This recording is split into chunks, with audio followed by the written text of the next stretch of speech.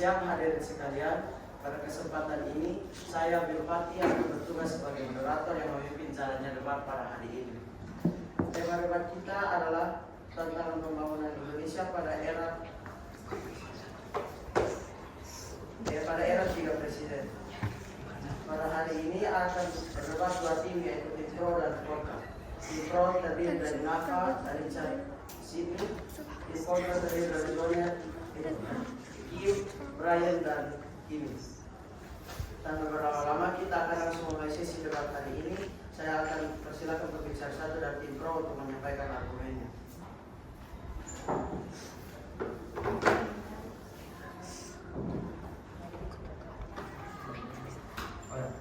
Pasti mulai. Selamat siang teman-teman dan Bapak Ibu, saya Nafa selaku pembicara satu tim pro. Pada tahun 1998, Indonesia berada dalam kondisi yang sangat sulit. Ekonomi runtuh, menurut kerja prestasi. Dan perusahaan bangkrut dan rakyat hilang kepercayaan terhadap kerusuhan terjadi di berbagai daerah. Negara berada di ambang ketidakstabilan. Hambatan yang dihadapi saat itu tidak kecil. Sistem lawan runtuh, tekanan internasional besar, dan rakyat menuntut perubahan yang cepat. Indonesia berada di titik kemampuan bangkit atas semakin berkembang. Di tengah situasi itulah, 3 presiden reformasi mengambil tanggung jawab yang besar. Mereka tidak memimpin dalam keadaan yang nyaman, tetapi dalam keadaan krisis. Perubahan mulai dilakukan, demokrasi dibuka, kebebasan pers diperluas, pemilu dibuat lebih jujur, dan ekonomi perlahan distabilkan. Dampaknya, Indonesia tidak jatuh menjadi negara gagal. Negara ini tetap berdiri dan perlahan membaik. Karena itu, kami menilai bahwa 3 presiden awal reformasi ini memiliki peran penting dalam penyelamatan Indonesia di masa transisi. Masuk ke argumen pertama kami. Kami dari tim pro menegaskan bahwa 3 presiden awal reformasi berhasil meletakkan dasar demokrasi dan pemulihan ekonomi Indonesia. Karena mereka memimpin dalam masa krisis berat dan mampu menjaga Indonesia tetap utuh serta bergerak menuju sistem yang lebih baik. Pada masa B.J. Habibie, kebebasan pers dibuka dan pemilu demokrasi dilaksanakan. Sistem perbankan diperbaiki agar ekonomi tidak semakin hancur. Kedua, pada masa Abdul Rahman Wahid, hak asasi manusia diperkuat dan toleransi antaragama dijaga. Peran militer dalam politik mulai dikurangi agar demokrasi lebih sehat. Ketiga, pada masa Megawati Soekarno Putri, stabilitas politik dijaga dan ekonomi mulai menunjukkan perbaikan, investasi kembali masuk dan pembangunan berjalan lebih terarah. Reformasi bukan perubahan instan, ibarat membangun kembali rumah yang rusak karena gempa. Yang paling penting adalah memperbaiki fondasinya terlebih dahulu, dan fondasi itulah yang dibangun oleh 3 presiden awal ini. Kami yakin tanpa langkah mereka, Indonesia tidak akan berada di titik stabil seperti sekarang. Terima kasih.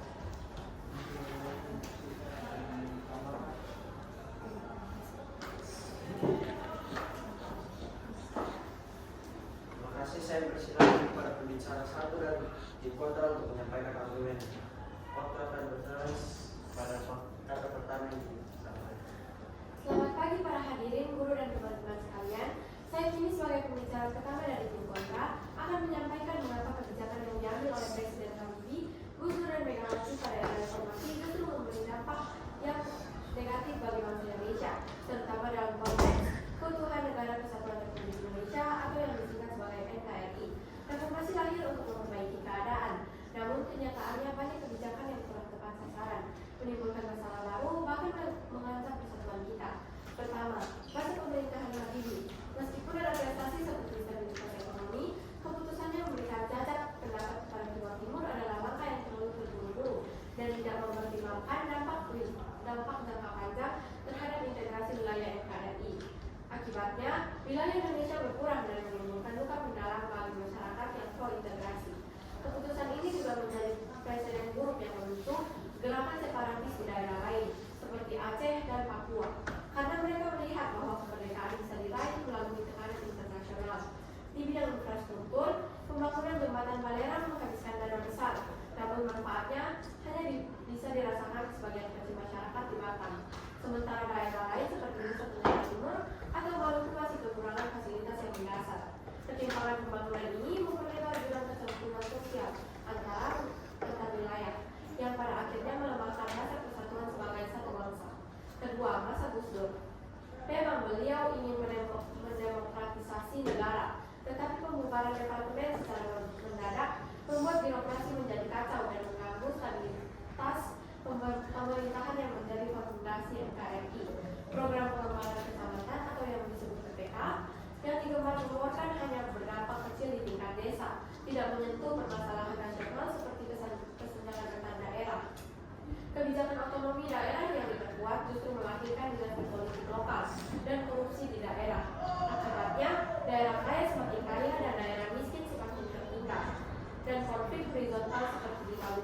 Poso, serta Sambas merembak karena lemahnya koordinasi pusat daerah. Otonomi yang tanpa kendali ini justru merancang integrasi bangsa, bukan memunculkan ego kedaerahan yang berlebihan.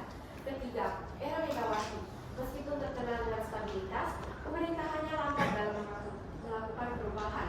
Alokasi dana pendidikan tidak diimbangi dengan pengawasan kualitas, sehingga banyak siswa yang terbantu secara kuantitas, tetapi mutu pendidikannya masih rendah. Pendidikan yang tidak merata menyebabkan kesenjangan sumber daya antar daerah, yang pada gilirannya menghambat pembangunan nasional dan memperlemah daya saing bangsa di kancah global. Pembentukan KPK memang baik, tapi korupsi masih merajalela karena penegakan hukum yang lemah. Di bidang infrastruktur, pemerintah hanya fokus pada perbaikan jalan yang sudah ada, tidak membangun proyek baru yang inovatif. Akibatnya, konektivitas antar pulau masih buruk dan di daerah terpencil semakin terisolasi, sehingga rasa kebangsaan sulit tumbuh di tengah keterbatasan sukses.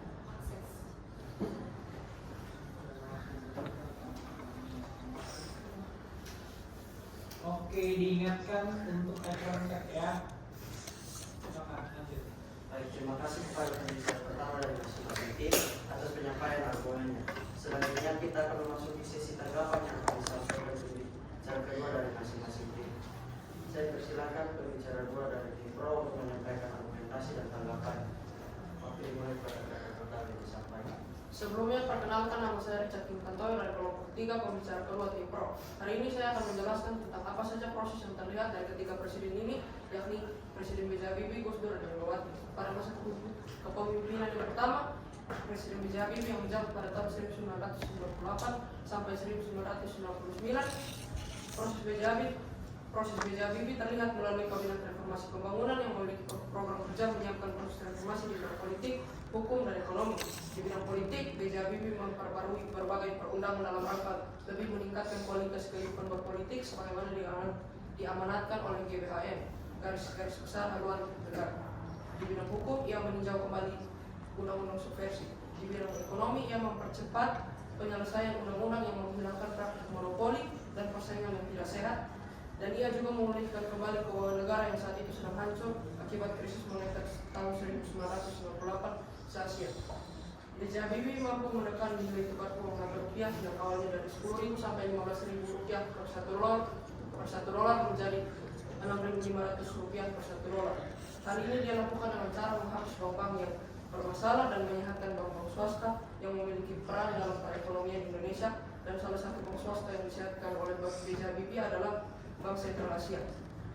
Pada masa kepemimpinan yang kedua, Presiden Gus Dur yang menjabat pada tahun 1999 sampai tahun 2001, proses kerja Gus Dur terlihat melalui Kabinet Persatuan Nasional yang memiliki program kerja yaitu penggantian nama provinsi dari Irian Jaya menjadi Papua, pembubaran Departemen Penerangan agar ABRI tidak ikut campur sedikit pun dengan urusan politik. Gus Dur memperjuangkan pluralisme, demokrasi, meningkatkan HAM dan toleransi pada masyarakat Tionghoa yang berada di Indonesia, membentukkan DPR dan MPR, serta pencabutan peraturan mengenai larangan terhadap PKI. Ia juga menstabilkan harga beras dan menaikkan harga gaji PNS secara signifikan. Gus Dur juga memperkuat sistem demokrasi dan membuka hubungan politik di Indonesia secara luas, membebaskan petani dari beban utang bunga untuk meringankan hidup mereka. Ia juga memberi dukungan pendidikan secara inklusif terhadap anak. Gus Dur juga membangun infrastruktur kecil-kecilan di pedalaman seperti di perdesaan. Salah satu contohnya adalah Waduk Gedung Ongo. Pada masa kepemimpinan yang ketiga, masa kepemimpinan Megawati yang menjabat pada tahun 2001 sampai 2004. Proses Megawati terlihat menawarkan program kerja melalui kabinet gotong royong, yaitu di bidang politik, Megawati mempertahankan persatuan dan kesatuan bangsa dalam kerangka utuh negara, kesatuan negara Republik Indonesia, meneruskan proses reformasi dan demokratisasi dalam seluruh aspek kehidupan nasional dengan kerangka, arah, dan agenda yang lebih jelas.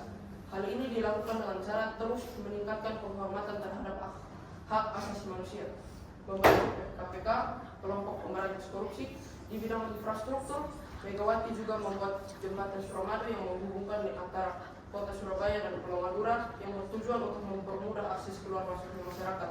Di bidang ekonomi, Megawati melakukan stabilisasi makroekonomi akibat krisis moneter yang terjadi tahun 1998. Megawati juga pernah menurunkan inflasi yang terjadi akibat ekspor dan mendorong pertumbuhan ekonomi di Indonesia sebesar 5%.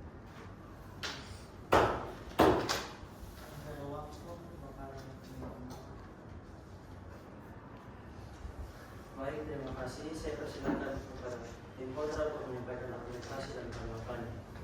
Waktu dimana pertanyaan yang disampaikan.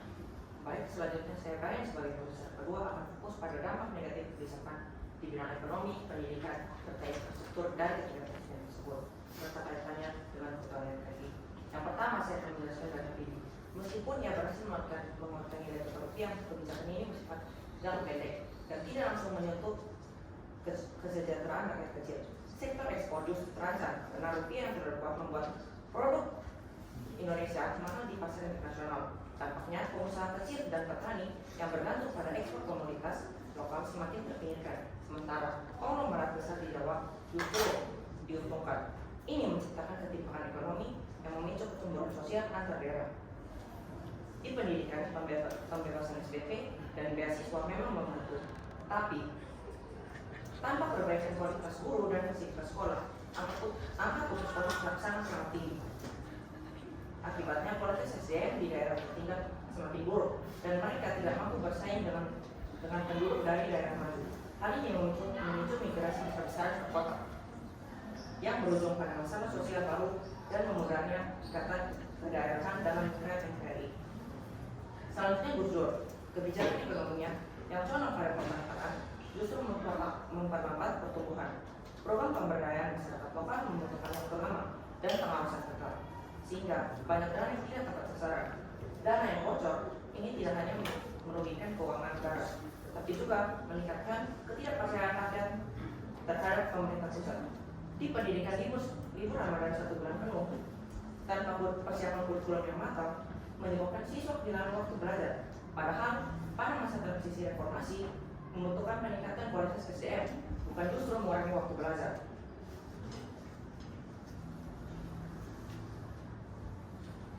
Kualitas pendidikan yang buruk dari daerah terpencil membuat mereka semakin tertinggal dan kesenjangan pendidikan antar wilayah menjadi bom waktu yang bisa memicu disintegrasi. Infrastruktur masa Gus Dur juga sangat minim karena ia hanya membangun 5,5 km jalan tol. Sementara kebutuhan konektivitas antar pulau mendesak. Selanjutnya Megawati. Di bidang ekonomi, ia berusaha mengendalikan inflasi dan menstabilkan perbankan, tapi kebijakannya cenderung menguntungkan pengusaha besar. Imbal beli ekspor non migas misalnya lebih dinikmati korporasi daripada petani kecil. Ketimpangan ini memperkuat struktur ekonomi yang timpang, di mana segelintir orang menguasai sumber daya, sementara mayoritas rakyat hidup pas-pasan. Ketidakadilan ekonomi adalah akar dari konflik vertikal dan horizontal yang mengancam persatuan. Pendidikan, alokasi dana pendidikan meningkat, tetapi tanpa pengawasan banyak sekali dana yang bocor atau digunakan untuk proyek fisik. Peningkatan kualitas guru akibatnya lulusan sekolah masih belum siap bersaing dan kesenjangan kualitas pendidikan antar daerah semakin parah. Infrastruktur masa Megawati hanya bersifat pemeliharaan dan tidak ada terobosan, seperti pembangunan jalur kereta api atau pelabuhan modern. Hal ini membuat daya saing Indonesia tertinggal dari negara tetangga dan konektivitas nasional yang buruk memperlemah integrasi ekonomi antar wilayah. Sekian dari saya.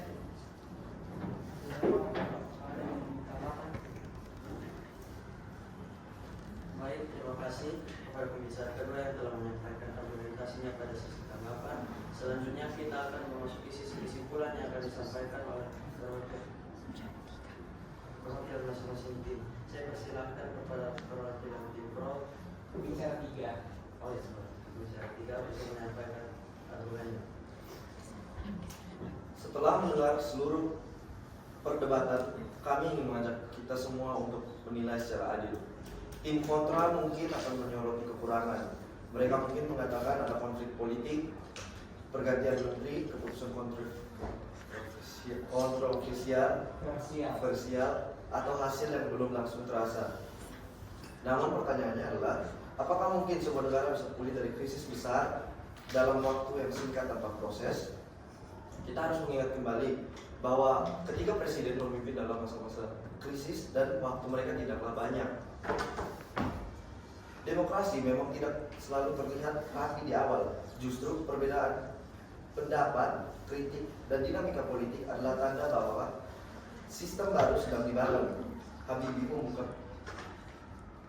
Habibie membuka pintu demokrasi, Gus Dur memperkuat nilai kemanusiaan dan toleransi, Megawati menjaga stabilitas agar ekonomi tidak kembali jatuh. Setiap pemimpin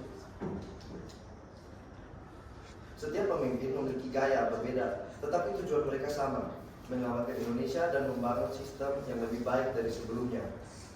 Jika tim kontra menilai dari hasil yang belum sempurna, maka mereka lupa melihat konteks krisis yang luar biasa berat pada saat itu. Kemudian mengenai keutuhan NKRI. Keutuhan NKRI pada masa awal reformasi tetap terjaga meskipun situasi politik dan keamanan sangat tidak stabil. Pada masa Habibie, Indonesia menghadapi ancaman disintegrasi setelah krisis 1998, termasuk persoalan Timur Timur. Meskipun akhirnya Timur Timur lepas melalui referendum, Habibie tetap menjaga stabilitas nasional dengan memperkuat proses demokrasi, memberi kebebasan pers, dan mempersiapkan pemilu 1999 yang jujur dan adil. Langkah ini penting karena dengan demokrasi yang terbuka, rakyat merasa dilibatkan dalam sistem negara sehingga kepercayaan terhadap NKRI kembali tumbuh. Pada masa Gus Dur dan Megawati, tantangan keutuhan NKRI juga tidak ringan, seperti konflik di Aceh dan Papua serta ancaman terorisme. Gus Dur memilih pendekatan dialog dan mengurangi pendekatan militer agar konflik tidak makin meluas. Sementara itu, Megawati memperkuat stabilitas keamanan dan memperbaiki hubungan pusat dan daerah melalui kebijakan otonomi daerah. Walaupun ada berbagai masalah, ketiga presiden ini tetap berupaya menjaga agar Indonesia tidak terpecah dan tetap berdiri sebagai negara kesatuan Republik Indonesia.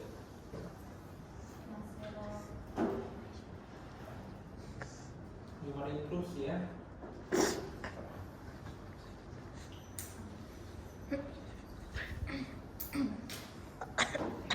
Saya persilakan kepada perwakilan kontra untuk menyampaikan argumennya.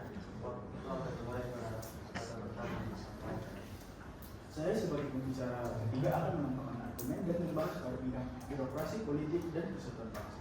Pada masa itu, reformasi dimulai dengan melarang merambah jabatan partai dan membuat Bank Indonesia mandiri. Namun, perubahan yang terlalu cepat dalam masa singkat membuat banyak pegawai negeri tidak siap. Akibatnya terjadi kebingungan dan ketidakefisiensi. Yang paling parah adalah putusan referendum Timur Timur. Kebijakan ini tidak hanya mengurangi wilayah, tapi juga memicu trauma dan sakit bagi pihak TNI dan masyarakat pro-integrasi yang telah berkorban. Hal ini menciptakan presiden buruk bahwa Indonesia mudah melepas wilayah, sehingga daerah lain seperti Aceh dan Papua semakin matang menuntut kemerdekaan. Persatuan bangsa menjadi rapuh karena sentimen kedaerahan menguat dan kepercayaan terhadap pemerintah pusat menyorot. Bahkan hingga kini, luka sejarah itu masih terasa dan menjadi bahan perbandingan bagi gerakan separatisme bahwa tekanan internasional bisa memaksa Indonesia melepas wilayahnya. Ini jelas melemahkan kedaulatan kita sebagai bangsa. Pada masa kepemimpinan Gus Dur membawa angin segar demokrasi, tetapi kebijakannya yang drastis seperti membubarkan Departemen Penerangan dan Sosial tanpa perencanaan matang membuat fungsi pemerintahan kacau. Banyak urusan politik terbengkalai.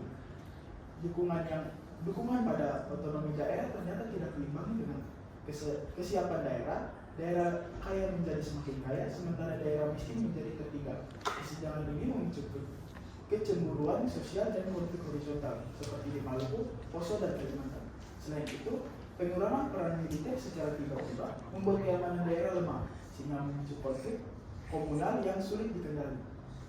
Kebijakan yang terburu-buru justru mengancam integritas bangsa karena aparat keamanan tidak siap mengatasi gejolak di daerah.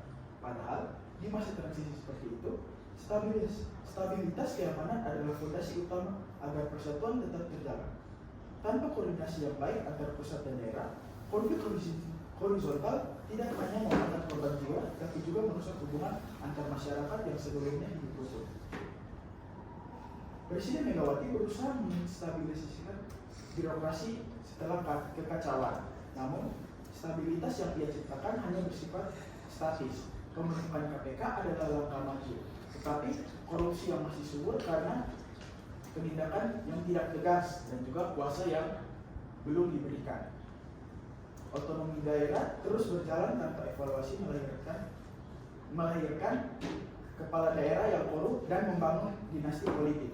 Rakyat kecil tidak merasa keadilan karena pelayanan publik yang masih buruk. Ketimpangan pembangunan antar Jawa dan luar Jawa semakin parah, sehingga dibiarkan ketidakadilan ini bisa memicu disintegritas bangsa, seperti memunculnya gerakan separatisme baru dan konflik sosial yang berkepanjangan. Contohnya di Papua, ketimpangan ekonomi dan kurangnya perhatian pemerintahan pusat memicu gerakan pro kemerdekaan yang hingga kini masih bergejolak. Stabilitas yang statis juga berarti tidak ada terobosan untuk memperbaiki sistem rusak. Birokrasi hanya berjalan di tempat, sementara masalah-masalah fundamental seperti kemiskinan dan ketimpangan dibiarkan membusuk. Akibatnya, kepercayaan masyarakat terhadap pemerintah semakin menipis, dan ketika kepercayaan itu hilang, maka ikatan kebangsaan pun ikut lemah.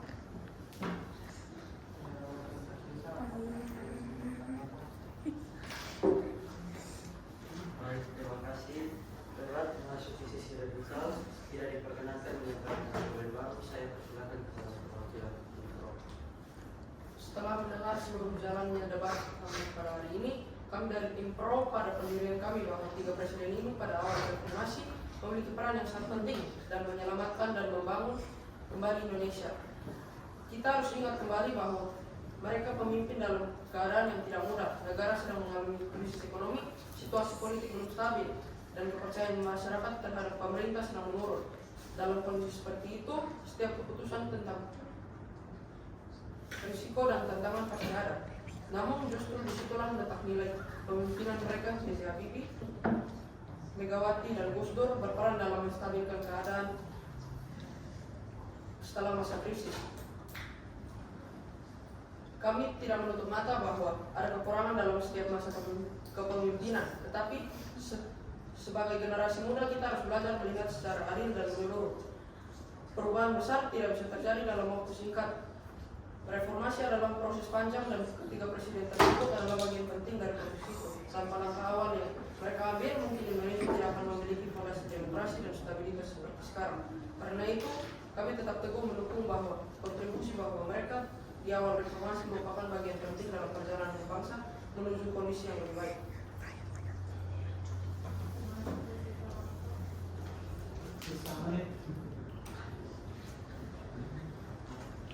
Baik, terima kasih. Saya persilakan kepada perwakilan Pro.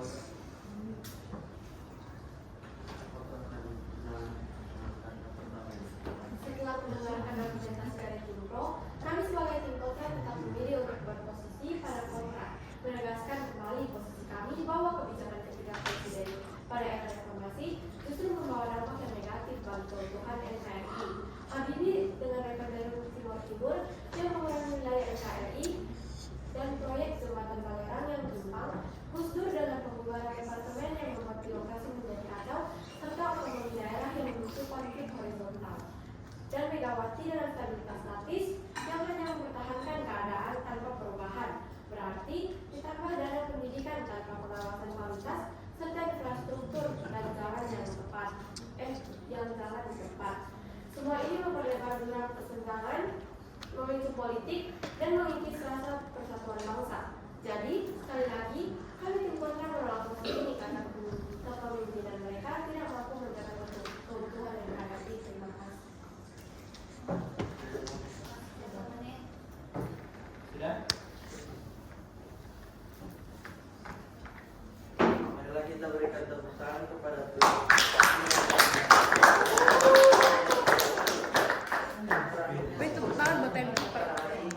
saya sebagai moderator mengucapkan terima kasih kepada seluruh peserta debat, para juri, dan hadirin sekalian. Demikian debat pada hari ini. Selamat siang dan sampai jumpa. Oke, saya sebelum berpisah satu kelompok coba siapkan definisi untuk kata ini karena dua-dua menyinggung tentang kata. Jadi saya mau menanyakan, tidak ada langsung saya bilang salah atau benarnya, saya langsung akan mempengaruhi itu ke dalam penilaian. Apa yang dimaksud dengan separatisme? Dua-dua menyinggung ya, jadi dua-dua harus saya paham. Baru nanti kembali ke kelompok. Oke, silakan. Separatisme itu adalah usaha untuk memisahkan suatu hal dari hal lain. Contoh ini kelompok yang memisahkan, ingin memerdekakan atau memisahkan mereka dari diri mereka dari negara. Kalau dari kami ya separatisme adalah upaya bagi mereka yang pada masa itu tuh ingin mendeklarasikan diri mereka sebagai negara yang independen. Negara yang independen.